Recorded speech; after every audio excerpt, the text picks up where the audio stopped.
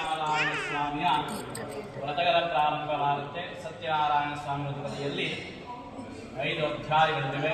ಒಂದೊಂದು ಅಧ್ಯಾಯದಲ್ಲಿ ಒಂದೊಂದು ಮಹಿಮೆಯನ್ನು ತಿಳಿಸಿದ್ದಾರೆ ಶ್ರೀಗಳು.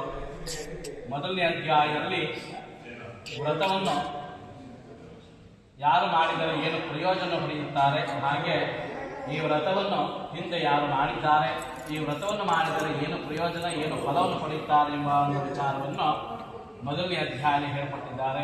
ಎರಡನೇ ಅಧ್ಯಾಯದಲ್ಲಿ ಒಬ್ಬ ಬ್ರಾಹ್ಮಣನಿಗೆ ಬಹಳ ಕಷ್ಟಪಡುತ್ತಿದ್ದಂತಹ ಒಬ್ಬ ಬ್ರಾಹ್ಮಣನಿಗೆ ವ್ರತವನ್ನು ಮಾಡಿದರ ಒಂದು ಪ್ರಭಾವದಿಂದ ಭಗವಂತನಾದ ಸತ್ಯನಾರಾಯಣ ಸ್ವಾಮಿ ಏನೆಲ್ಲ ಫಲವನ್ನು ಕೊಟ್ಟಿದ್ದಾನೆ ಎಂಬ ಒಂದು ವಿಚಾರವನ್ನು, ಹಾಗೆ ಒಬ್ಬ ಸೌದೆ ವ್ಯಾಪಾರಿಗೆ ಕೂಡ ಏನೆಲ್ಲ ಸುಖವನ್ನು ಕೊಟ್ಟಿದ್ದಾನೆ ಎಂಬ ಒಂದು ವಿಚಾರವನ್ನು ಎರಡನೇ ಅಧ್ಯಾಯದಲ್ಲಿ ಹೇಳಿಕೊಟ್ಟಿದ್ದಾರೆ. ಮೂರನೇ ಅಧ್ಯಾಯದಲ್ಲಿ 3 ಮತ್ತು 4ನೇ ಅಧ್ಯಾಯದಲ್ಲಿ ಒಬ್ಬ ವ್ಯಾಪಾರಿ ಸಂತಾನವಾದ ನಂತರದಲ್ಲಿ ವ್ರತವನ್ನು ಮಾಡುತ್ತೇನೆ ಎಂದು ಸಂಕಲ್ಪವನ್ನು ಮಾಡಿ ಸಂತಾನವಾದ ನಂತರದಲ್ಲಿ ವ್ರತವನ್ನು ಮಾಡದೇ ಇದ್ದ ಕಾರಣ ಆ ವ್ಯಾಪಾರಿಗೆ ಏನೆಲ್ಲ ಕಷ್ಟವನ್ನು ಕೊಟ್ಟಿದ್ದಾನೆ, ಪುನಃ ಏನೆಲ್ಲ ಸುಖವನ್ನು ಕೊಟ್ಟಿದ್ದಾನೆ ಎಂಬ ಒಂದು ವಿಚಾರವನ್ನು 3 ಮತ್ತು 4ನೇ ಅಧ್ಯಾಯದಲ್ಲಿ ತಿಳಿಸಿಕೊಟ್ಟಿದ್ದಾರೆ. ಹಾಗೆ 5ನೇ ಅಧ್ಯಾಯದಲ್ಲಿ ಒಬ್ಬ ರಾಜ ಸತ್ಯನಾರಾಯಣ ಸ್ವಾಮಿಯ ಪ್ರಸಾದವನ್ನು ಪರಿತ್ಯಾಗ ಮಾಡಿದ ಕಾರಣ, ನಾನು ಎಂಬ ಅಹಂಕಾರವನ್ನು ಪಟ್ಟಿದ್ದ ಕಾರಣ ಆ ರಾಜನಿಗೆ ಏನೆಲ್ಲ ಕಷ್ಟವನ್ನು ಕೊಟ್ಟು ಕೊನೆಯಲ್ಲಿ ಆ ರಾಜ ಪಶ್ಚಾಪದಿಂದ ಸತ್ಯನಾರಾಯಣ ಸ್ವಾಮಿ ವ್ರತವನ್ನು ಮಾಡುತ್ತಿರುವ ದಶೆಯಿಂದ ಮತ್ತೆ ಪುನಃ ಏನೆಲ್ಲ ಸುಖವನ್ನು ಕೊಟ್ಟಿದ್ದಾನೆ ಎಂಬ ಒಂದು ವಿಚಾರವನ್ನು 5ನೇ ಅಧ್ಯಾಯದಲ್ಲಿ ತಿಳಿಸಿಕೊಟ್ಟಿದ್ದಾರೆ. ಹಾಗೆ ಈಗ ಮೊದಲನೇ ಅಧ್ಯಾಯ ಪ್ರಾರಂಭವಾಗುತ್ತೆ. ಓಂ ಸರಸ್ವತಿ ನಮಸ್ತಭ್ಯಂ ವರದಾ ಕಾಮರೋಪಿಣಿ ವ್ರತಾರಂಭಂ ಕರಿಷ್ಯಾಮಿ ಸಿದ್ಧ್ಯರ್ಭವತಮೇ ಸದಾ. ಹಿಂದೆ ನೈಮಿಷ ಅರಣ್ಯ ಎಂಬ ಒಂದು ಅರಣ್ಯ, ಆ ಅರಣ್ಯದಲ್ಲಿ ಅನೇಕ ಋಷಿಗಳು ವಾಸ ಮಾಡುತ್ತಿದ್ದಾರೆ. ಆ ಅನೇಕ ಋಷಿಗಳು ವಾಸ ಮಾಡುತ್ತಿರುವಂತಹ ಸಂದರ್ಭ, ಆ ಋಷಿಗಳ ಮಧ್ಯದಲ್ಲಿ ಎಲ್ಲ ಪಾಂಡಿತ್ಯವನ್ನು ಹೊಂದಿರುವಂತಹ ವಯೋವೃದ್ಧರಾದಂತಹ ಎಲ್ಲ ಜ್ಞಾನವನ್ನು ತಿಳಿದಿರುವಂತಹ ಸೂತ ಪುರಾಣಿಕರು ಎಂಬ ಒಬ್ಬ ದೊಡ್ಡ ಋಷಿಗಳಿದ್ದಾರೆ. ಆ ಋಷಿಗಳನ್ನು ಮಧ್ಯದಲ್ಲಿ ಕೂರಿಸಿಕೊಂಡ ಚಿಕ್ಕ ಪುಟ್ಟ ಋಷಿಗಳೆಲ್ಲರೂ ಕೂಡ ಆ ಋಷಿಗಳಿಗೆ ಒಂದು ಪ್ರಶ್ನೆಯನ್ನು ಕೇಳುತ್ತಾರೆ.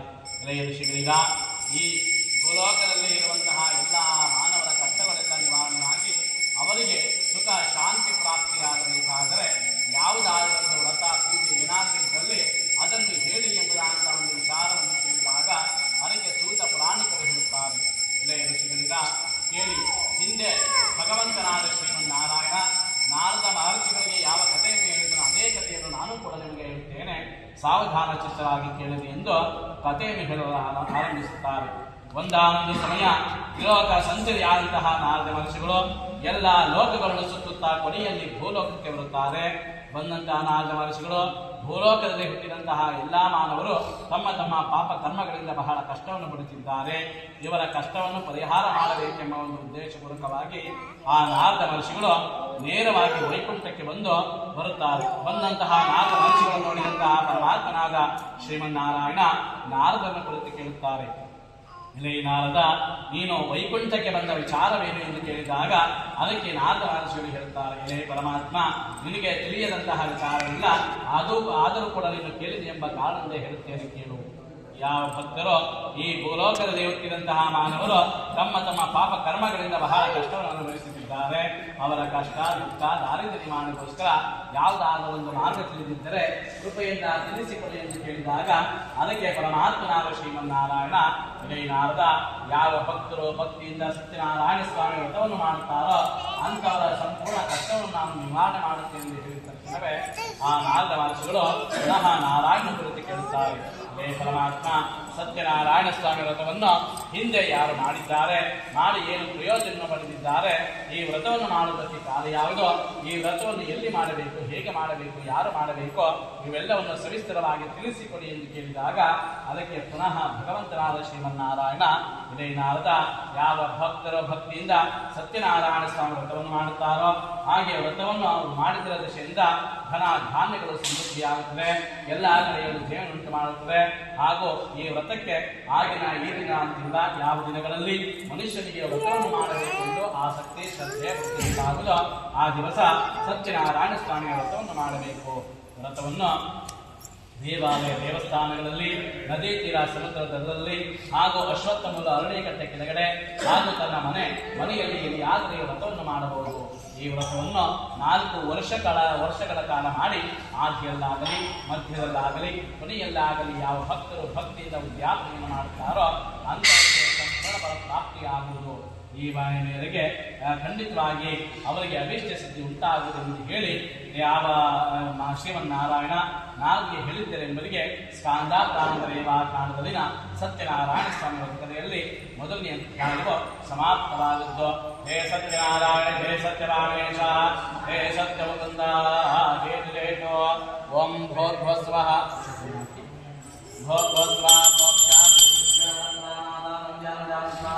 ಬ್ರಹ್ಮಣಿ ಮಾತ್ರೇ ಪರಮಾತ್ಮೇ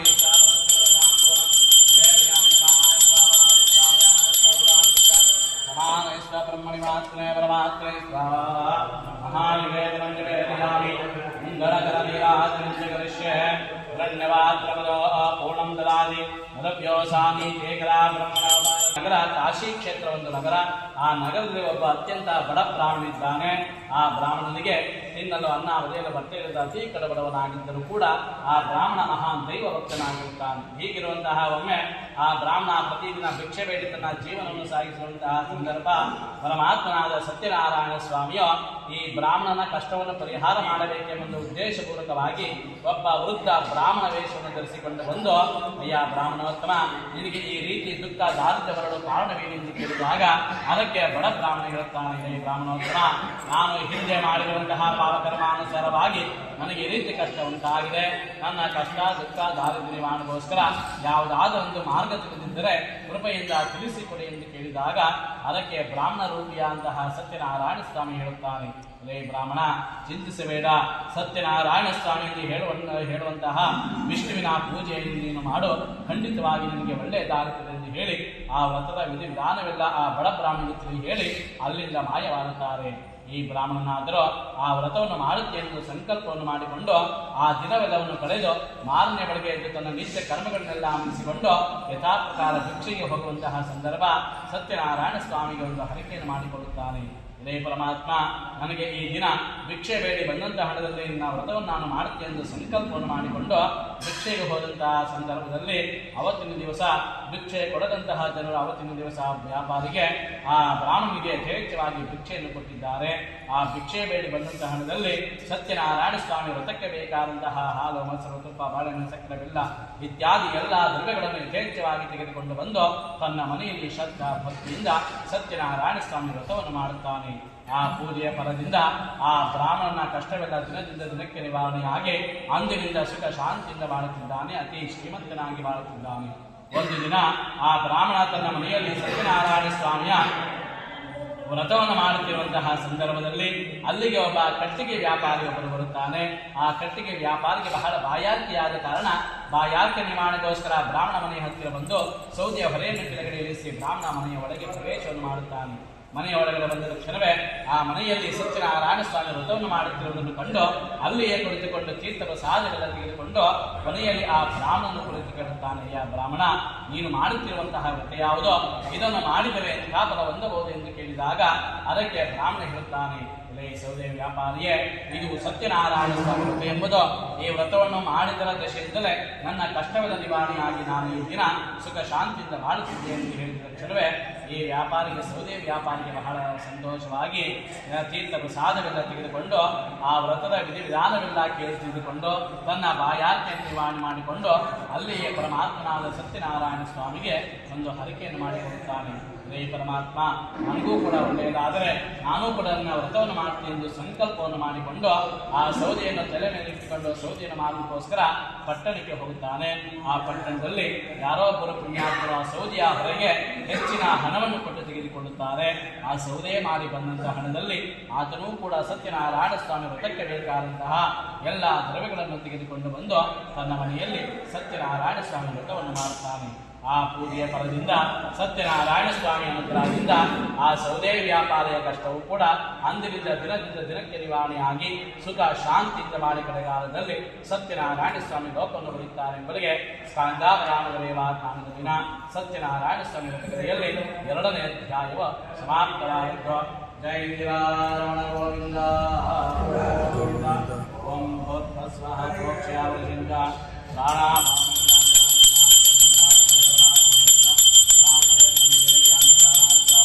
ಪ್ರಾರಂಭ. ಹೀಗೆ ಒಂದಾನೊಂದು ನಗರದಲ್ಲಿ ಉಲ್ಗಮುಖನೆಂಬ ಒಬ್ಬ ಮಹಾರಾಜನಿದ್ದಾನೆ. ಆ ರಾಜನಿಗೆ ಸಂತಾನ ಭಾಗ್ಯವಿಲ್ಲದ ಕಾರಣ ಸಂತಾನ ಭಾಗ್ಯಕ್ಕೋಸ್ಕರ ಒಂದು ನದಿ ತೀರದಲ್ಲಿ ಸತ್ಯನಾರಾಯಣ ಸ್ವಾಮಿಯ ವ್ರತವನ್ನು ಮಾಡುತ್ತಿದ್ದಾನೆ. ಆ ವ್ರತವನ್ನು ಮಾಡುತ್ತಿರುವಂತಹ ಸಂದರ್ಭ ಅಲ್ಲಿಗೆ ಒಬ್ಬ ಬೇರೆ ಪಟ್ಟಣದಿಂದ ಬಂದಂತಹ ಒಬ್ಬ ವಜ್ರದ ವ್ಯಾಪಾರಿ ತನ್ನ ಹಡಗನ್ನು ದಡದಲ್ಲಿ ಬಿಟ್ಟು ಆ ರಾಜನಿರುವಂತಹ ಸ್ಥಳಕ್ಕೆ ಒಂದು ಪೂಜೆ ಮುಗಿಯುವವರೆಗೂ ಅಲ್ಲೇ ಕುಳಿತುಕೊಂಡು ತೀರ್ಥ ಪ್ರಸಾದಗಳನ್ನು ತೆಗೆದುಕೊಂಡು ಕೊನೆಯಲ್ಲಿ ಆ ರಾಜನ ಕುರಿತು ಕೇಳುತ್ತಾನೆ, ಅಯ್ಯ ರಾಜ, ನೀವಿಬ್ಬರು ಏತಕ್ಕೋಸ್ಕರ ವ್ರತವನ್ನು ಮಾಡುತ್ತಿದ್ದೀರಿ? ಈ ವ್ರತ ಯಾವುದು ಎಂದು ಕೇಳಿದಾಗ ಅದಕ್ಕೆ ರಾಜ ಹೇಳುತ್ತಾನೆ, ಅಯ್ಯ ವ್ಯಾಪಾರಿಯೇ, ನಮಗೆ ಸಂತಾನ ಭಾಗ್ಯವಿಲ್ಲದ ಕಾರಣ ಸಂತಾನ ಭಾಗ್ಯಕ್ಕೋಸ್ಕರ ಸತ್ಯನಾರಾಯಣ ಸ್ವಾಮಿಯ ವ್ರತವನ್ನು ಮಾಡುತ್ತಿದ್ದೆ ಎಂದು ಹೇಳಿದಾಗ ಈ ವ್ಯಾಪಾರಿಗೆ ಬಹಳ ಸಂತೋಷವಾಗಿ, ಅಯ್ಯ ರಾಜ, ನನಗೂ ಕೂಡ ಸಂತಾನವಿಲ್ಲ, ನಾನು ಕೂಡ ವ್ರತವನ್ನು ಮಾಡುತ್ತೇನೆ ಎಂದು ಹೇಳಿ ಆ ವ್ರತದ ವಿಧಿವಿಧಾನವೆಲ್ಲ ತಿಳಿದುಕೊಂಡು ಆ ಸ್ವಾಮಿಯ ತೀರ್ಥ ಪ್ರಸಾದವೆಲ್ಲ ತೆಗೆದುಕೊಂಡು ಆ ವ್ಯಾಪಾರಿ ತನ್ನ ಮನೆಗೆ ಬಂದು ಸೇರುತ್ತಾನೆ. ತನ್ನ ಮನೆಗೆ ಬಂದು ಅಲ್ಲಿ ನಡೆದಂತಹ ಎಲ್ಲ ವಿಚಾರವನ್ನು ಆ ವ್ಯಾಪಾರಿ ತನ್ನ ಹೆಂಡತಿಯಾದ ಲೀಲಾವತಿಗೆ ಹೇಳುತ್ತಾನೆ. ಆ ವ್ಯಾಪಾರಿ ದಂಪತಿಗಳಿಬ್ಬರು ಆ ಪರಮಾತ್ಮನಾದ ಸತ್ಯನಾರಾಯಣ ಸ್ವಾಮಿಗೆ ಒಂದು ಹರಕೆಯನ್ನು ಮಾಡಿಕೊಡುತ್ತಾರೆ. ಹೇ ಪರಮಾತ್ಮ, ನಮಗೆ ಯಾವಾಗ ಸಂತಾನವಾಗುವುದೋ ಅವಾಗ ನಿನ್ನ ವ್ರತವನ್ನು ನಾನು ಮಾಡುತ್ತೇನೆ ಎಂದು ಸಂಕಲ್ಪವನ್ನು ಮಾಡಿಕೊಂಡು ಕಾಲ ಕಳೆಯುತ್ತಿರುವಂತಹ ಸಂದರ್ಭದಲ್ಲಿ ಸತ್ಯನಾರಾಯಣ ಸ್ವಾಮಿಯ ಅನುಗ್ರಹದಿಂದ ಅವನ ಕೃಪೆಯಿಂದ ಆ ವ್ಯಾಪಾರಿಯ ಹೆಂಡತಿಯಂತಹ ಲೀಲಾವತಿ ಆ ದಿನದಿಂದಲೇ ಗರ್ಭವನ್ನು ಧರಿಸಿ 10ನೇ ತಿಂಗಳಲ್ಲಿ ಒಂದು ಹೆಣ್ಣು ಮಗುವಿಗೆ ಜನ್ಮವನ್ನು ಕೊಡುತ್ತಾರೆ. ಕಾಲಕ್ರಮೇಣ ಆ ಹೆಣ್ಣು ಮಗುವಿಗೆ ಕಲಾವತಿ ಎಂದು ನಾಮಕರಣವನ್ನು ಮಾಡುತ್ತಾರೆ. ಆ ನಾಮಕರಣ ಮಾಡುವಂತಹ ಸಮಯ ಆ ವ್ಯಾಪಾರ ಹೆಂಡತಿಯಂತ ಲೀಲಾವತಿ ತನ್ನ ಗಂಡನ್ನು ಕುರಿತು ಕೇಳುತ್ತಾಳೆ, ಅಯ್ಯ ಸ್ವಾಮಿ, ನಮಗೆ ಸಂತಾನವಾದರೆ ವ್ರತವನ್ನು ಮಾಡುತ್ತೇವೆ ಎಂದು ಸಂಕಲ್ಪವನ್ನು ಮಾಡುತ್ತೇವೋ, ಈಗ ಆ ಸ್ವಾಮಿಯ ವ್ರತವನ್ನು ಮಾಡಿಸೋಣ ಎಂದು ಕೇಳಿದಾಗ ಈ ವ್ಯಾಪಾರಿಗೆ ಅವರ ವ್ಯಾಪಾರದ ಚಿಂತೆ ಇಲ್ಲ, ನನಗೆ ಈಗ ಸಮಯವಿಲ್ಲ, ಅವಳ ಮದುವೆ ಸಭೆಯಲ್ಲಿ ಮಾಡೋಣ ಎಂದು ತನ್ನ ಹೆಂಡತಿಯನ್ನು ಸಮಾಧಾನಪಡಿಸಿ ತನ್ನ ವ್ಯಾಪಾರಕ್ಕೆ ಹೊರಟ ಹೋಗುತ್ತಾನೆ. 10-16 ವರ್ಷಗಳು ಕಳೆದಿವೆ. ಚಿಕ್ಕದಾಗಿದ್ದ ಒಂದು ದೊಡ್ಡದಾಗಿ ಒಂದು ವಿವಾಹ ವಯಸ್ಸಿಗೆ ಬಂದಿದ್ದಾರೆ. ತನ್ನ ಮಗಳಿಗೆ ವಿವಾಹವನ್ನು ಮಾಡಬೇಕೆಂಬ ಒಂದು ಕುತೂಹಲದಿಂದ ಆ ವ್ಯಾಪಾರಿ ತನ್ನ ಇಬ್ಬರು ಸ್ನೇಹಿತರನ್ನು ಕರೆದು ಒಬ್ಬ ಅನುರೂಪನಾದ ವರನ್ನು ಹುಡಿಕೊಂಡು ಬರುವಂತೆ ಕಳಿಸುತ್ತಾನೆ. ಆ ಇಬ್ಬರು ಸ್ನೇಹಿತರು ಕಾಂಚನ ಎಂಬ ಪಟ್ಟಣಕ್ಕೆ ಹೋಗಿ ಅಲ್ಲಿಂದ ಒಬ್ಬ ಕುಮಾರನ ಕರೆತರುತ್ತಾರೆ. ಆ ವರನಿಗೆ ತನ್ನ ಮಗಳಂತಹ ಕಲಾವತಿಯನ್ನು ಧಾರ ಎರಡಕೋಣ ಮೂಲಕ ಸಂಭ್ರಮದಿಂದ ವಿವಾಹವನ್ನು ಕೂಡ ಮಾಡುತ್ತಾನೆ. ಆ ವಿವಾಹ ಕಾಲದಲ್ಲೂ ಕೂಡ ಸತ್ಯನಾರಾಯಣ ಸ್ವಾಮಿ ವ್ರತವನ್ನು ಮಾಡಲಿಲ್ಲ. ಇದರಿಂದ ಆ ಸತ್ಯನಾರಾಯಣ ಸ್ವಾಮಿಗೆ ಕೋಪವುಂಟಾಗಿ, ಇಲ್ಲೇ ವ್ಯಾಪಾರಿಯೇ, ನಿನಗೆ ಸಹಿಸಲಾದ ದುಃಖ ಉಂಟಾಗಲಿ ಎಂದು ಶಾಪವನ್ನು ಕೊಡುತ್ತಾನೆ. ಅಷ್ಟು ಹೇಳಿದ ಸ್ವಲ್ಪ ದಿನಗಳ ನಂತರ ಎಲ್ಲರೂ ಸಂತೋಷವಾಗಿದ್ದಾರೆ. ಪುನಃ ತನ್ನ ಕುಲವೃತ್ತಿಯನ್ನು ತ್ಯಾಗಿಸಿಕೊಂಡು ತಾನು ವ್ಯಾಪಾರಕ್ಕೆ ಹೊರಡಬೇಕೆಂಬ ಒಂದು ಕುತೂಹಲದಿಂದ ತನ್ನ ಅಳಿಯನನ್ನು ಕೂಡ ತನ್ನ ಜೊತೆಯಲ್ಲಿ ಕರೆದುಕೊಂಡು ಬೇರೆ ರಾಜ್ಯಕ್ಕೆ ರಕ್ತಸಾವೆಂಬ ಬೇರೆ ರಾಜ್ಯಕ್ಕೆ ಆ ವ್ಯಾಪಾರವನ್ನು ಮಾಡಿಸ್ಕೋಸ್ಕರ ಹೋಗ್ತಾನೆ. ಆ ಪರಮಾತ್ಮನಿಗೆ ಶಾಪಕ್ಕೆ ಗುರಿಯಾಗಿರುವಂತಹ ವ್ಯಾಪಾರಿಗಳಿಗೆ ಬೇರೆ ರಾಜ್ಯದಲ್ಲಿ ಬಹಳ ಕಷ್ಟವರಿಗೆ ಬರುತ್ತೆ. ಅದೇ ರಾಜ್ಯದಲ್ಲಿ ಯಾರೋ ಇಬ್ಬರು ಕಳ್ಳರು ರಾಜ್ಯ ದ್ರವ್ಯವನ್ನು ಅಪಹರಿಸಿಕೊಂಡು ಈ ವ್ಯಾಪಾರಗಳು ಏನು ವ್ಯಾಪಾರವನ್ನು ಮಾಡುತ್ತಿದ್ದಾರೆ ಅವರ ಬಳಿಗೆ ಬಂದು ಆ ಕದ್ದು ತಂದಿದಂತಹ ದ್ರವ್ಯವನ್ನು ಅವರ ಬಳಿಗೆ ಇಟ್ಟು ಅಲ್ಲಿಂದ ಕಣ್ಣಿಗೆ ಕಾಣಲು ಓಡಿ ಹೋಗುತ್ತಾರೆ. ರಾಜಭಟ್ಟರು ಈ ವ್ಯಾಪಾರಿಯ ಬಳಿಗೆ ಬಂದು ಅವರ ದ್ರವ್ಯದಲ್ಲಿ ರಾಜ ಧನವಿರುವುದನ್ನು ಕಂಡು ಇವರಿಬ್ಬರೇ ಕಳ್ಳರೆಂದು ಅನುಮಾನಗೊಂಡು ಆ ವ್ಯಾಪಾರಿಗಳ ಇಬ್ಬರನ್ನು ಹದ್ದುಗಳಿಂದ ಕಟ್ಟಿ ಆ ರಾಜ್ಯದ ಚಂದ್ರಕೇತು ಎಂಬ ಮಹಾರಾಜನ ಸಮೀಪಕ್ಕೆ ಕರೆತಂದು ನಿಲ್ಲಿಸುತ್ತಾರೆ. ಆ ರಾಜನಾದರೂ ಈ ವ್ಯಾಪಾರಿಗಳನ್ನು ವಿಚಾರಣೆ ಮಾಡದೇನೆ ಅವರನ್ನು ಕಾರಾಗೃಹದಲ್ಲಿ ಇರಿಸಲ್ಪಟ್ಟಿದ್ದಾನೆ. ಅಷ್ಟಲ್ಲದೆ ಈ ವ್ಯಾಪಾರಿಯ ಬಳಿಗಳು ಏನೆಲ್ಲ ದ್ರವ್ಯಗಳಿದ್ದಾವೋ ಅವರನ್ನು ಅದನ್ನೆಲ್ಲ ಕೂಡ ಲೆಕ್ಕ ಮಾಡಿಕೊಳ್ಳದೆ ತನ್ನ ಬೊಕ್ಕಸಕ್ಕೆ ಸೇರಿಸಿಕೊಳ್ಳುತ್ತಾನೆ. ಇಷ್ಟಲ್ಲದೆ ಆ ವ್ಯಾಪಾರಿಗಳನ್ನು ಆ ಕಾರಾಗೃಹದಲ್ಲಿ ಕಾರಾಗೃಹ ನಿವಾಸದ ಸ್ಥಿತಿಯನ್ನು ಶಿಕ್ಷೆಯನ್ನು ಗುರಿಗೊಳಿಸಿದ್ದಾನೆ. ಅಷ್ಟಲ್ಲದೆ ಈ ವ್ಯಾಪಾರಿಗಳ ಮನೆಗಳಲ್ಲಿ ಅಮ್ಮ ಮಗಳು ಏನಿದ್ದಾರೆ ಅವ್ರಿಗೂ ಕೂಡ ಬಹಳ ಕಷ್ಟವಾಗಿ ಬರುತ್ತೆ. ಈ ಕಡೆ ಆ ಸತ್ಯನಾರಾಯಣ ಸ್ವಾಮಿಯ ಶಾಪಕ್ಕೆ ಗುರಿಯಾದಂತಹ ವ್ಯಾಪಾರಿಗಳಿಗೆ ಇಲ್ಲಿ ಕಾರಾಗೃಹ ನಿವಾಸದ ಸ್ಥಿತಿ ಎದುರಾಗಿದೆ. ನಂತರದಲ್ಲಿ ಈ ವ್ಯಾಪಾರಿಯ ಮನೆಯಲ್ಲಿ ಅಮ್ಮ ಮಗಳು ಏನಿದ್ದಾರೆ ಅವರ ಮನೆಗೆ ಕಳ್ಳರು ನುಗ್ಗಿ ಆ ಮನೆಯಲ್ಲಿ ಇದ್ದಂತಹ ಎಲ್ಲ ದ್ರವ್ಯಗಳನ್ನು ಕದ್ದುಕೊಂಡು ಹೋಗಿದ್ದಾರೆ. ಇದರಿಂದ ಆ ವ್ಯಾಪಾರಿ ಹೊತ್ತು ಊಟಕ್ಕೆ ಏನು ಇಲ್ಲದಂತಹ ಪರಿಸ್ಥಿತಿ ಒದಗಿ ಬರುತ್ತೆ. ಒಂದು ದಿನ ಆ ವ್ಯಾಪಾರಿಯ ಮಗಳಂತಹ ಕಲಾವತಿ ಹಸುವಿನ ಬಾಧೆಯನ್ನು ತಾಳ ಹೋದಂತಹ ಸಂದರ್ಭ ಆ ವ್ರತವನ್ನು ಮಾಡುತ್ತಿದ್ದಾರೆ. ಅದನ್ನು ನೋಡಿ ತೀರ್ಥಗಳು ಸಾಲನ್ನು ತೆಗೆದುಕೊಂಡು ಮನೆಗೆ ತಡವಾಗಿ ಬರುತ್ತಾರೆ. ಹೆಣ್ಣು ಮಗಳು ಮನೆಗೆ ತಡವಾಗಿ ಬಂದ ಸಾಲು ನೋಡಿದಂತಹ ಲೀಲಾವತಿ ತನ್ನ ಮಗಳನ್ನು ಕುರಿತು ಹೇಳುತ್ತಾಳೆ, ಅಮ್ಮ ಮಗಳೇ, ಇಷ್ಟು ವರ್ಷ ಎಲ್ಲಿಗೆ ಹೋಗಿದ್ದೆ, ನಿನ್ನ ಮನಸ್ಸಲ್ಲಿ ಏನಿದೆ ಹೇಳಿ ಎಂದು ಕೇಳಿದಾಗ ಅದಕ್ಕೆ ಕಲಾವತಿ ಹೇಳುತ್ತಾಳೆ, ಅಮ್ಮ ನಾನು ಒಬ್ಬ ಬ್ರಾಹ್ಮಣ ಮನೆಗೆ ಭಿಕ್ಷೆಗೆ ಹೋಗಿದ್ದೆ. ಅಲ್ಲಿ ಸತ್ಯನಾರಾಯಣ ಸ್ವಾಮಿ ವ್ರತವನ್ನು ಮಾಡುತ್ತಿದ್ದರು. ಅದನ್ನು ನೋಡಿ ತೀರ್ಥ ಪ್ರಸಾದವನ್ನು ತೆಗೆದುಕೊಂಡು ಬರೋದಕ್ಕೆ ಸ್ವಲ್ಪ ತಡವಾಯಿತು ಎಂದು ಹೇಳಿ ಆ ಸ್ವಾಮಿಯ ಪ್ರಸಾದನ ಅಮ್ಮನಿಗೂ ಕೂಡ ಕೊಟ್ಟಿದ್ದಾಳೆ. ಸತ್ಯನಾರಾಯಣ ಸ್ವಾಮಿಯಿಂದ ಕ್ಷಣ ಈ ಲೀಲಾವತಿಯ ಹಿಂದೆ ನೆನಪು ಬರುತ್ತೆ, ಓಹೋ ನಮಗೆ ಸಂತಾನವಾದರೆ ವ್ರತವನ್ನು ಮಾಡುತ್ತೇವೆ ಎಂದು ಸಂಕಲ್ಪವನ್ನು ಮಾಡಿದ್ದೇವೋ, ನಮಗೆ ಸಂತಾನವಾಗಿ ಇಷ್ಟು ವರ್ಷಗಳಾದರೂ ಕೂಡ ವ್ರತವನ್ನು ಮಾಡದೇ ಇದ್ದ ಕಾರಣ ನಮಗೆ ರೀತಿ ಕಷ್ಟ ಉಂಟಾಗಿರಬಹುದು. ಅದೇನೇ ಆಗಲಿ ಆ ವ್ರತವನ್ನು ಮಾಡುತ್ತೇವೆ ಎಂದು ಸಂಕಲ್ಪವನ್ನು ಮಾಡಿದ್ದೇವೋ, ಈಗ ನನ್ನ ಕೈಲಾದ ಮಟ್ಟಿಗೆ ನನ್ನ ಪತಿಯ ಪರವಾಗಿ ನಾನೇ ಕುಳಿತು ವ್ರತವನ್ನು ಮಾಡುತ್ತೇನೆ ಎಂದು ಸಂಕಲ್ಪವನ್ನು ಮಾಡಿಕೊಂಡು ಒಂದು ಶುಭ ದಿವಸದಲ್ಲಿ ನನ್ನ ಮನೆಯಲ್ಲಿ ತನ್ನ ಕೈಲಾದವರಿಗೆ ಸತ್ಯನಾರಾಯಣ ಸ್ವಾಮಿ ವ್ರತವನ್ನು ಮಾಡಿ ಅತಿ ಭಕ್ತಿಯಿಂದ ಸತ್ಯನಾರಾಯಣ ಸ್ವಾಮಿ ಪೂಜೆಯನ್ನು ಮಾಡಿ, ಲೇ ಪರಮಾತ್ಮ ನನ್ನ ಪತಿಯ ಅಪರಾಧವನ್ನು ಕ್ಷಮಿಸಿ ನನ್ನ ಪತಿಯೋ ಅಳಿಯನ್ನು ಕ್ಷೇಮವಾಗಿ ಹಿಂದಿರುಗಿ ಬರುವಂತೆ ಅನುಗ್ರಹವನ್ನು ಮಾಡುವುದನ್ನು ಹೇಳಿಕೊಡುತ್ತಾರೆ. ಆ ಪೂಜೆಗೂ ಭಕ್ತಿಗೂ ಸಂತುಷ್ಟನಾದಂತಹ ಸ್ವಾಮಿಯೋ ಯಾವ ರಾಜ ಆ ವ್ಯಾಪಾರಿಗಳನ್ನು ಬಂಧನದಲ್ಲಿ ತೆಗೆದನೋ ಆ ರಾಜರಿಗೆ ಸ್ವಪ್ನದಲ್ಲಿ ಕಾಣಿಸಿಕೊಂಡು ಹೇಳುತ್ತಾನೆ, ರಾಜ ನೀನು ಬಂಧನದಲ್ಲಿಟ್ಟಿರುವಂತಹ ವ್ಯಾಪಾರಿಗಳು ಕಳ್ಳರಲ್ಲ, ಅವರನ್ನು ಕೂಡಲಗಿಟ್ಟುಗಳು, ಇಲ್ಲದಿದ್ದರೆ ರಾಜ್ಯ ಧನ ಪುತ್ರ ಸಮೇತನಾದ ನಿನ್ನನ್ನು ನಾಶ ಮಾಡುತ್ತೆ ಎಂದು ಹೇಳಿದ ತಕ್ಷಣವೇ ಆ ರಾಜ ಬೆಳಗಾದ ನಂತರ ರಾಜಸಭೆಯನ್ನು ಕರೆಸಿ ಆ ವ್ಯಾಪಾರಿಗಳನ್ನು ಕರೆಸಿ ಹೇಳುತ್ತಿದ್ದಾನೆ, ಅಯ್ಯ ವ್ಯಾಪಾರಿಗಳೇ, ಆ ಪರಮಾತ್ಮನೊಂದು ಅವಕೃಪೆಯಿಂದ ನಿಮಗೆ ರೀತಿ ಕಷ್ಟ ಉಂಟಾಗಿದೆ, ನೀವು ಇನ್ನು ಭಯಪಡಬೇಕಾದೇನೂ ಇಲ್ಲ, ನೀವು ಇನ್ನು ನಿರಾತಂಕವಾಗಿ ನಮ್ಮ ಊರಿಗೆ ಹೊರಡಬಹುದು ಎಂದು ಹೇಳಿ ಅವರ ದ್ರವ್ಯಕ್ಕೆ 2 ದ್ರವ್ಯವನ್ನು ಕೊಟ್ಟು ಆ ವ್ಯಾಪಾರಿಗಳನ್ನು ಅವರ ಊರಿಗೆ ಕಳಿಸಿಕೊಟ್ಟಿದ್ದಾನೆ. ಈ ವ್ಯಾಪಾರಿಗಳಾದರೂ ಆ ರಾಜನಿಗೆ ನಮಸ್ಕಾರವನ್ನು ಮಾಡಿ ತಮ್ಮ ಊರಿಗೆ ಹೊರಟಿದ್ದಾರೆ. ಎಂಬಲಿಗೆ ಸ್ಕಾಂದಾಪುರಾಂತರೇವಾಂತರಿನ ಸತ್ಯನಾರಾಯಣ ಸ್ವಾಮಿ ಕಥೆಯಲ್ಲಿ 3ನೇ ಅಧ್ಯಾಯವು ಸಮಾಪ್ತವಾದದ್ದು. ಹೇ ಸತ್ಯನಾರಾಯಣ, ಹೇ ಸತ್ಯವಾಮೇಶ, ಹೇ ಸತ್ಯ ಮುಕುಂದ,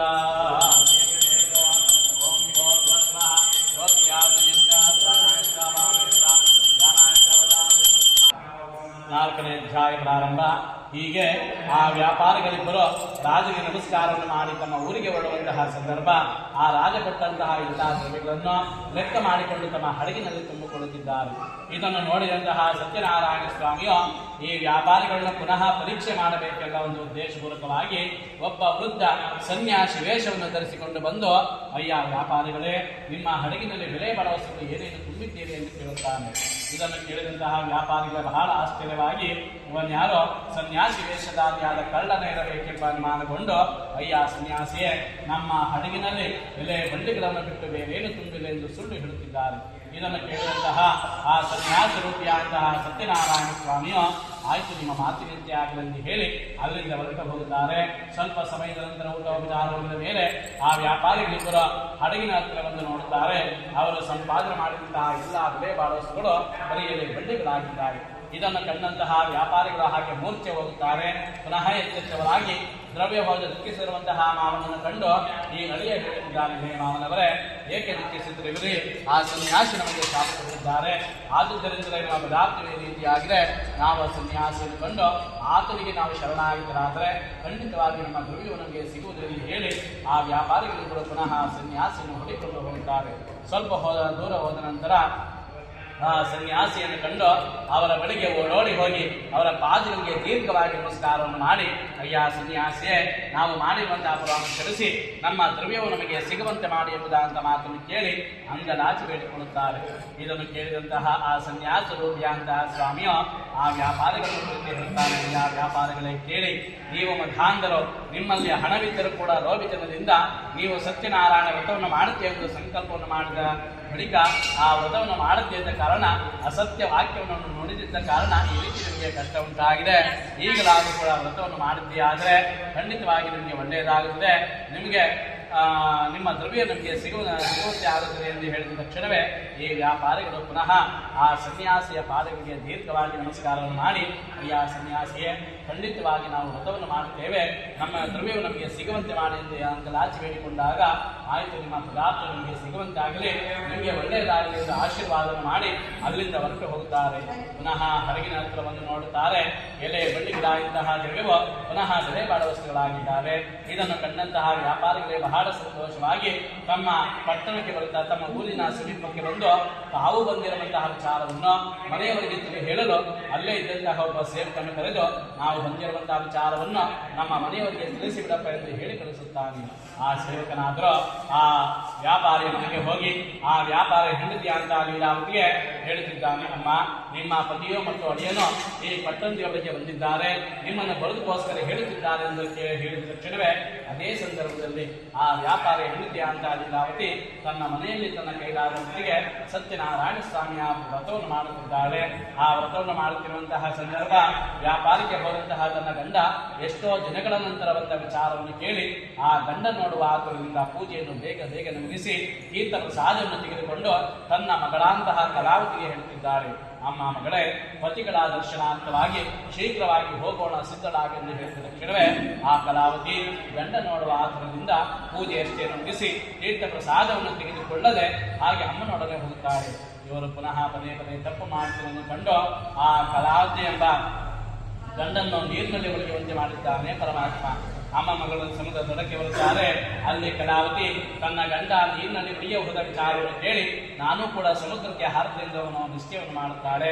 ಅದೇ ಸಂದರ್ಭ ಆಕಾಶದಿಂದ ಒಂದು ಶಬ್ದ ಕೇಳಿಸಿದ. ಅದೇನಪ್ಪ ಎಂದರೆ, ರೇ ವ್ಯಾಪಾರಿಯೇ, ನಿನ್ನ ಮಗಳು ಗಂಡ ನೋಡುವ ಆತುರದಿಂದ ಪೂಜೆಯಷ್ಟೇ ಮುಗಿಸಿ ತೀರ್ಥ ಪ್ರಸಾದವನ್ನು ತೆಗೆದುಕೊಳ್ಳದೆ ಬಂದ ಕಾರಣ ಹೀಗಾಗಿದೆ. ಅವಳು ಪುನಃ ಮನೆಗೆ ಹೋಗಿ ತೀರ್ಥ ಪ್ರಸಾದವನ್ನು ತೆಗೆದುಕೊಂಡು ಬಂದಿದ್ದೀಯಾದರೆ ಪುನಃ ಅವಳು ತನ್ನ ಪತಿಯನ್ನು ಅವಳು ಹೊಂದುತ್ತಾಳೆ ಎಂದು ಹೇಳಿದ ತಕ್ಷಣವೇ ಆ ಕಲಾವತಿ ಪುನಃ ಮನೆಗೆ ಓಡೋಡಿ ಹೋಗಿ ತೀರ್ಥ ಪ್ರಸಾದವನ್ನು ತೆಗೆದುಕೊಂಡು ಬರುವಷ್ಟರಲ್ಲಿಯೇ ಈ ಕಡೆ ನೀರಿನಲ್ಲಿ ಮುಳುಗಿ ಹೋದಂತೆ ಆಕೆಯ ಗಂಡ ಪುನಃ ಪ್ರತ್ಯಕ್ಷವಾಗಿ ಹಡಗಿನಲ್ಲಿ ಬರುತ್ತಿದ್ದಾನೆ. ಈ ದೃಶ್ಯವನ್ನು ನೋಡಿದಂತಹ ಎಲ್ಲಾ ಜನರು ಬಹಳ ಸಂತೋಷವಾಗಿ ತಮ್ಮ ತಮ್ಮ ಮನೆಗಳಿಗೆ ಬರುತ್ತಾರೆ. ಆ ವ್ಯಾಪಾರಿ ಕೂಡ ತನ್ನ ಮನೆಗೆ ಬಂದು ತನ್ನ ಮನೆಯಲ್ಲಿ ಶ್ರದ್ಧಾ ಭಕ್ತಿಯಿಂದ ಅತೀವ ಈ ಭೋಗದಿಂದ ಸತ್ಯನಾರಾಯಣ ಸ್ವಾಮಿ ವ್ರತವನ್ನು ಮಾಡುತ್ತಾನೆ.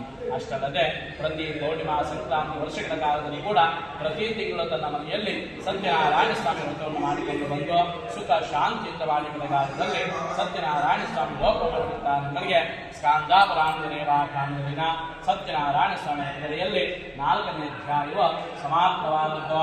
ಜೈಂದಿರ ರಮಣ ಗೋವಿಂದ ಗೋವಿಂದ ಭೋಸ್ವಃ 5ನೇ ಅಧ್ಯಾಯ. ಒಂದಾನೊಂದು ನಗರದಲ್ಲಿ ಒಬ್ಬ ಅಂಗಧ್ವಜನೊಬ್ಬ ಮಹಾರಾಜನಿದ್ದಾನೆ. ಆ ರಾಜ ಸತ್ಯನಾರಾಯಣ ಸ್ವಾಮಿಯ ಪ್ರಸಾದವನ್ನು ಪರಿತ್ಯಾಗ ಮಾಡಿದ ಕಾರಣ ಆ ರಾಜನಿಗೆ ಕಾಲಕ್ರಮಣವಾದ ಅತಿಯಾದ ದುರ್ಗತಿ ಒದಗಿ ಬಂದಿದೆ. ಹೇಗಪ್ಪ ಅಂದರೆ, ಆ ರಾಜನಿಗೆ ಪ್ರತಿದಿನ ಒಂದು ಅಭ್ಯಾಸವನ್ನು ಇಟ್ಟುಕೊಂಡಿದ್ದಾನೆ. ಏನಪ್ಪ ಅಭ್ಯಾಸ ಅಂದರೆ, ಕಾಡಿಗೆ ಹೋಗಿ ಕಾಡಿನಲ್ಲಿ ಜನಗಳಿಗೆ ತೊಂದರೆ ಕೊಡುವಂತಹ ಕ್ರೂರ ಮೃಗಗಳನ್ನು ಬೇಟೆಯಾಡಿ ಮರಳಿ ತನ್ನ ಪಟ್ಟಣಕ್ಕೆ ಬರುವಂತಹ ಒಂದು ಅಭ್ಯಾಸವನ್ನು ಪ್ರತಿದಿನ ಇಟ್ಟುಕೊಂಡಿದ್ದಾನೆ. ಹಾಗೆ ಒಂದು ದಿನ ಬೇಟೆಯಾಡಿ ಮರಳಿ ತನ್ನ ಪಟ್ಟಣಕ್ಕೆ ಬರುವಂತಹ ಒಂದು ಸಂದರ್ಭ ಆ ರಾಜನಿಗೆ ಬಹಳ ಆಯಾಸವಾಗುತ್ತೆ. ತನ್ನ ಆಯಾಸ ನಿವಾರಣೆಗೋಸ್ಕರ ಆ ಕಾಡಿನಲ್ಲಿ ಇದ್ದಂತಹ ಒಂದು ವಟವೃಕ್ಷ ಅಂದರೆ ಆಡುಗ ಮರದ ಕೆಳಗಡೆ ಕುಳಿತು ವಿಶ್ರಾಂತಿಯನ್ನು ಪಡೆಯುತ್ತಿದ್ದಾನೆ. ಆ ವಿಶ್ರಾಂತಿ ಪಡೆಯುತ್ತಿರುವಂತಹ ಸಂದರ್ಭ ಆ ರಾಜನ ಹಾಗೆ ಪಕ್ಕದಲ್ಲಿ ತಿರುಗಿ ನೋಡುತ್ತಾನೆ. ಆ ಕಾಡಿನಲ್ಲಿ ದನ ಕಾಯುವಂತಹ ಅವರೆಲ್ಲರೂ ಒಂದಾಗಿ ಒಟ್ಟಾರೆ ಸೇರಿ ಲೋಕ ಕಲ್ಯಾಣಾರ್ಥವಾಗಿ ಸತ್ಯನಾರಾಯಣ ಸ್ವಾಮಿಯ ವ್ರತವನ್ನು ಮಾಡುತ್ತಿದ್ದಾರೆ. ಆ ವ್ರತವನ್ನು ಮಾಡುತ್ತಿರುವಂತಹ ಸಂದರ್ಭ ಆ ರಾಜ ತಿರುಗಿ ನೋಡಿದಾಗ ಆ ಗಲ್ಲರು ಮಾಡುವಂತಹ ಪೂಜೆಗೆ ರಾಜನಾದ ನಾನೇಕೆ ಹೋಗಬೇಕು, ರಾಜ್ಯದ ರಾಜ ಎಂಬ ಅಭಿಮಾನ ಗೌರವಗಳನ್ನು ಇಟ್ಟು ಆ ಸ್ವಾಮಿಯ ತೀರ್ಥ ಪ್ರಸಾದವನ್ನು ರಾಜನ ಮುಂದಿಟ್ಟು ತಾವು ತಮ್ಮ ಜನರು ಮಾಡಿರುವಂತಹ ಪ್ರಸಾದವನ್ನು ರಾಜನಾದ ನಾನೇಕೆ ಸ್ವೀಕಾರ ಮಾಡಬೇಕೆಂಬ ಅಹಂಕಾರದಿಂದ ಆ ತೀರ್ಥ ಪ್ರಸಾದವನ್ನು ಅಲ್ಲೇ ಮಣ್ಣು ಪಾಲು ಮಾಡಿ ಎದ್ದು ತನ್ನ ರಾಜ್ಯವನ್ನು ಸೇರಿಕೊಳ್ಳುತ್ತಾನೆ. ಈ ರೀತಿಯಾಗಿ ಆ ಸ್ವಾಮಿಯ ಪ್ರಸಾದವನ್ನು ಮಣ್ಣು ಪಾಲು ಮಾಡಿ ಹೋದ ಕಾರಣ ಆ ರಾಜನಿಗೆ ಕಾಲಕ್ರಮವಾದ ಅತಿಯಾದ ದುರ್ಗತಿ ಒದಗಿ ಬಂದಿದೆ. ಹೇಗಪ್ಪ ಎಂದರೆ, ಸೂರ್ಯರಂತೆ ಇದ್ದಂತಹ ತನ್ನ 2 ಗಂಡು ಮಕ್ಕಳನ್ನು ಕಳೆದುಕೊಳ್ಳುತ್ತಾನೆ. ಹಾಗೆ ಸ್ವಲ್ಪ ದಿನ ಹೋದಂತೆ ತನ್ನ ಹೆಂಡತಿಯನ್ನು ಕೂಡ ಕಳೆದುಕೊಳ್ಳುತ್ತಾನೆ. ಇನ್ನು ಸ್ವಲ್ಪ ದಿನ ಹೋದಂತೆ ಅಷ್ಟೊಂದು ಅಭಿವೃದ್ಧಿಯಲ್ಲಿ ಇದ್ದಂತಹ ಒಂದು ರಾಜ್ಯ ದಿನೇ ದಿನೇ ನಾಶವಾಗಿ ಹೋಗುತ್ತದೆ. ಈ ರಾಜ ಏನೇ ಪ್ರಯತ್ನ ಪಟ್ಟರೂ ಕೂಡ ಅವನ ರಾಜ್ಯ ನಾಶವಾಗಿಯೇ ಹೋಗುತ್ತದೆ. ಇದರಿಂದ ಬಹಳ ದುಃಖಿತನಾದಂತಹ ರಾಜ ಒಂದು ದಿನ ಮಲಗಿರುವಂತಹ ಸಮಯ ಯೋಚನೆ ಮಾಡುತ್ತಿದ್ದಾನೆ, ಏನಪ್ಪಾ ಇದು ಸತಿ ಸುತನ್ನು ಕಳೆದುಕೊಂಡೆ ಈ ರೀತಿ ರಾಜ್ಯವೂ ಕೂಡ ನಾಶವಾಗಿ ಹೋಗುತ್ತಿದೆಯಲ್ಲ, ಇದಕ್ಕೆ ಕಾರಣ ಏನಿರಬಹುದು ಎಂದು ಆಲೋಚನೆ ಮಾಡುತ್ತಿರುವಂತಹ ಸಂದರ್ಭ ಆ ರಾಜನಿಗೆ ಹಿಂದೆ ನೆನಪು ಬರುತ್ತೆ. ಓಹೋ, ಅವತ್ತಿನ ದಿವಸ ಕಾಡಿನಲ್ಲಿ ಆ ಗೊಲ್ಲರು ಮಾಡುವಂತಹ ವ್ರತಕ್ಕೆ ನಾನು ಹೋಗಲಿಲ್ಲ. ಆದರೂ ಕೂಡ ಅವರು ಶ್ರದ್ಧಾ ಭಕ್ತಿಯಿಂದ ಆ ಸ್ವಾಮಿಯ ಪ್ರಸಾದವನ್ನು ತಂದು ಕೊಟ್ಟರೂ ಕೂಡ ಆ ಸ್ವಾಮಿಯ ಪ್ರಸಾದವನ್ನು ನಾನು ಮಣ್ಣಪಾಲು ಮಾಡಿ ಬಂದ ಕಾರಣ ನನಗೆ ಈ ರೀತಿ ಕಷ್ಟ ಉಂಟಾಗಿರುವುದು. ಯಾವ ಸ್ಥಳದಲ್ಲಿ ಸತ್ಯನಾರಾಯಣ ಸ್ವಾಮಿ ವ್ರತ ಆಯಿತೋ ಆ ಸ್ಥಳಕ್ಕೆ ಹೋಗಿ ಅಲ್ಲಿ ವ್ರತವನ್ನು ಮಾಡಿ ನಾನು ಮಾಡಿರುವಂತಹ ಕ್ಷಮಿಸಿ ಎಂದು ಕೇಳಿಕೊಳ್ಳಬೇಕೆಂಬ ಉದ್ದೇಶವಾಗಿ ಒಂದು ಶುಭ ದಿವಸದಲ್ಲಿ ತನ್ನ ಪ್ರಜೆಗಳನ್ನು ತನ್ನ ಜೊತೆಯಲ್ಲಿ ಕರೆದುಕೊಂಡು ಆ ಗೋಪಾಲಕನ್ನು ಕೂಡ ತನ್ನ ಜೊತೆಯಲ್ಲಿ ಸೇರಿಸಿಕೊಂಡು ಯಾವ ಸ್ಥಳದಲ್ಲಿ ಪ್ರಸಾದವನ್ನು ಹೋದನೋ ಆ ಸ್ಥಳಕ್ಕೆ ಬಂದು ಅಲ್ಲಿ ಸತ್ಯನಾರಾಯಣ ಸ್ವಾಮಿ ವ್ರತವನ್ನು ಶ್ರದ್ಧಾ ಭಕ್ತಿಯಿಂದ ಅತೀವ ವೈಭವದಿಂದ ಮಾಡಿ ಹೇ ಪರಮಾತ್ಮ, ನಾನು ಮಾಡಿರುವಂತಹ ಅಪರಾಧವನ್ನು ಕ್ಷಮಿಸಿ ನನ್ನ ರಾಜ್ಯವನ್ನು ರಕ್ಷಣೆಯನ್ನು ಮಾಡಿ ಎಂಬುದಾಂತ ಮಾತನ್ನು ಕೇಳಿ ಅಂಗಲಾಚಿ ಬೇಡಿಕೊಳ್ಳುತ್ತಾನೆ. ಆ ಪೂಜೆಗೂ ಭಕ್ತಿಗೂ ಒಲಿದಂತಹ ಸ್ವಾಮಿಯು ಆ ರಾಜನಿಗೆ ಇನ್ನು ಮುಂದೆ ಒಳ್ಳೆಯದಾಗಲಿ ಆಶೀರ್ವಾದ ಮಾಡುತ್ತಾನೆ. ಅಷ್ಟೇ ಹೇಳಿದ ಆ ರಾಜನಿಗೆ ಪುನಃ ಮದುವೆಯಾಗಿದೆ, ಪುನಃ ಸಂತಾನ ಭಾಗ್ಯವಾಗಿದೆ. ನಾಶವಾಗಿ ಹೋದಂತಹ ರಾಜ್ಯವನ್ನು ಕೂಡ ಪುನಃ ಅಭಿವೃದ್ಧಿಯಲ್ಲಿ ಭಗವಂತನ ಕೃಪೆಯಿಂದ ಏನೆಲ್ಲ ಕಳೆದುಕೊಂಡಂತಹ ರಾಜ ಅವೆಲ್ಲವನ್ನು ಕೂಡ ಭಗವಂತನ ಪೂಜೆಯ ಪ್ರಶಾಂತವೇ ಬಂದಿದ್ದಾನೆ. ಇನ್ನೇನು ನನಗೆ ಒಳ್ಳೆಯದಾಗಿದೆ ಎಂಬ ವಿಚಾರವನ್ನು ತಿಳಿದಂತಹ ರಾಜ ಪ್ರತಿ ತಿಂಗಳು ಪೂರ್ಣಿಮಾ ಶಾಂತ ಕಾಲದಲ್ಲೂ ಕೂಡ ಪ್ರತಿ ತಿಂಗಳು ತನ್ನ ರಾಜ್ಯದಲ್ಲಿ ಸತ್ಯನಾರಾಯಣ ಸ್ವಾಮಿ ವ್ರತವನ್ನು ಮಾಡಿಕೊಂಡು ಬಂದು ಸುಖ ಶಾಂತಿಯಿಂದ ತನ್ನ ರಾಜ್ಯವನ್ನು ಆಳಿ ಕಡೆಗಾಲದಲ್ಲಿ ಸತ್ಯನಾರಾಯಣ ಸ್ವಾಮಿಯ ಪಾದವನ್ನು ಸೇರುತ್ತಾನೆ. ಹೀಗೆ ಈ ಕಲಿಯುಗದಲ್ಲಿ ಸತ್ಯನಾರಾಯಣ ಸ್ವಾಮಿ ಜೊತೆಯು ವಿಶೇಷವಾಗಿ ಕೋರಿದ ಬಲವನ್ನು ಕೊಡತಕ್ಕಂಥದ್ದು. ಈ ಸತ್ಯನಾರಾಯಣ ಸ್ವಾಮಿಯನ್ನ ಕೆಲವರು ಕಾಲವೆಂದೋ, ಕೆಲವರು ಈಶ್ವರವೆಂದೋ, ಇನ್ನು ಕೆಲವರು ಸತ್ಯದೇವರೆನ್ನುತ್ತಾರೆ. ನಾನಾ ರೂಪಧಾರಣೆಯನ್ನು ಮಾಡಿ ಭಕ್ತರಿಗೆ ಇಚ್ಛಿದ ಬಲವನ್ನು ಕೊಡತಕ್ಕಂತಹ ಪರಮಾತ್ಮನ ಪ್ರದೇಶದಲ್ಲಿ ಸತ್ಯನಾರಾಯಣ ಸ್ವಾಮಿ ಆಗಿದ್ದಾನೆ. ಈ ಸತ್ಯನಾರಾಯಣ ಸ್ವಾಮಿ ಕಥೆಯನ್ನು ಯಾರು ಕೇಳುತ್ತಾರೋ, ಯಾರು ನೋಡುತ್ತಾರೋ, ಯಾರು ಹೇಳುತ್ತಾರೋ ಅವರೆಲ್ಲರೂ ಕೂಡ ಸತ್ಯನಾರಾಯಣ ಸ್ವಾಮಿಯ ಕೃಪೆಯ ಪಾತ್ರರಾಗಿ ಸುಖ ಶಾಂತಿಯಿಂದ ಬಾಳಿ ಕಡೆಗಾಲದಲ್ಲಿ ಸತ್ಯನಾರಾಯಣ ಸ್ವಾಮಿ ಲೋಕವನ್ನು ಪಡೆಯುತ್ತಾನೆಂಬುದಕ್ಕೆ ಸ್ಕಾಂದಾಪರಾಮದೇವಾಖಾನದಲ್ಲಿನ ಸತ್ಯನಾರಾಯಣ ಸ್ವಾಮಿ ವೃತ್ತದಲ್ಲಿ 5ನೇ ಅಧ್ಯಾಯವು ಸಮಾಪ್ತವಾದದ್ದು. ಜಯ ಸತ್ಯನಾರಾಯಣ, ಜಯ ಸತ್ಯವಾಮೇಶ, ಜಯ ಸತ್ಯಮುಕುಂದ, ಜಯತು. ಓಂ ಭೂರ್ಭುವಸ್ವಃ ಪ್ರೋಕ್ಷಾವೃಷಿಂದ ಪ್ರಾಣಾಯ ಸ್ವಾಪಾನಯ ಸ್ವ ಜ್ಞಾನಾಯ ಸ್ವಾವಧಾನಯ ಸಂಚಾನಯ ಬ್ರಹ್ಮ